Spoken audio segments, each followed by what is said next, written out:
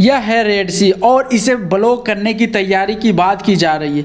लेकिन असली सवाल यह नहीं है कि इसे कब तक ब्लॉक किया जाएगा। असली सवाल यह है कि अगर ऐसा होता है तो इसका असर कितना बड़ा होगा, क्योंकि अगर लाल सागर का यह हिस्सा भी बंद हो जाता है तो दुनिया का करीब 27% से 32% तेल सप्लाई सीधे संकट में आ सकती है। और याद रखिए, हॉर्मुज जल डमरू मध्य पहले से ही बंद है।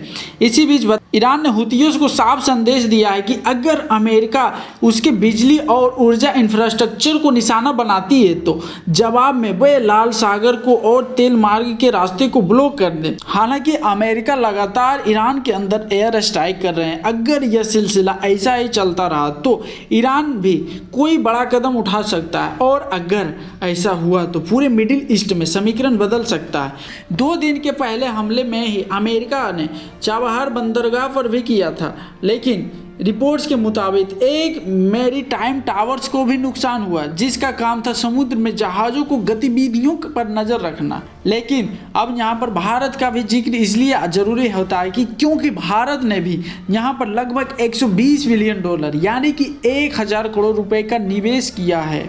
हालांकि एक बात साफ कर दे, चाबहार के 2 मुख्य हिस्से शहीद कलंदर और शहीद बेसंती रिपोर्ट्स के मुताबिक हमला शहीद कलंदर इलाकों में हुआ था, जबकि भारत शहीद बेरहमी टर्मिनल का संचालन करता है। यानी फिलहाल भारत के ऑपरेट किए जा रहे हिस्से पर सीधा असर पड़ रहा है। लेकिन अगर आगे भी चाबहार बार बार निशाने पर आती है तो भारत के लिए चिंता बढ़ना एक स्वाभाविक सी बात है।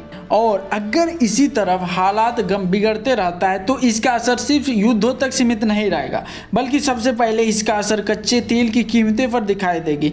यानी कि आने वाले दिनों में तेल के महंगे हो जाएंगे और इसलिए पूरी दुनिया इस मिडिल ईस्ट पर हर छोटी बड़ी गतिविधियों पर नज़र बनाई हुई। और अंत में आपसे एक सवाल, क्या अमेरिका ईरान के अंदर IRGC की डोमिनेट खत्म कर पाएगा या फिर उसे यहाँ से खाली हाथ वापस लौटना पड़ेगा? क्योंकि सिर्फ नागरिक इलाकों को निशाना बनाकर आप वहाँ की सरकार को खत्म नहीं कर सकते, बल्कि आप वहाँ की जनता का मनोबल तोड़ रहे हैं। क्योंकि लगातार अमेरिका ने वहाँ के पुलों और रेलवे स्टेशन इंफ्रास्ट्रक्चर को लगातार निशाना बना रहा है। आप इस पूरे सिचुएशन पर क्या सोचते हैं, प्लीज़ कमेंट में ज़रूर बताइएगा। देखने के लिए आपका बहुत बहुत धन्यवाद।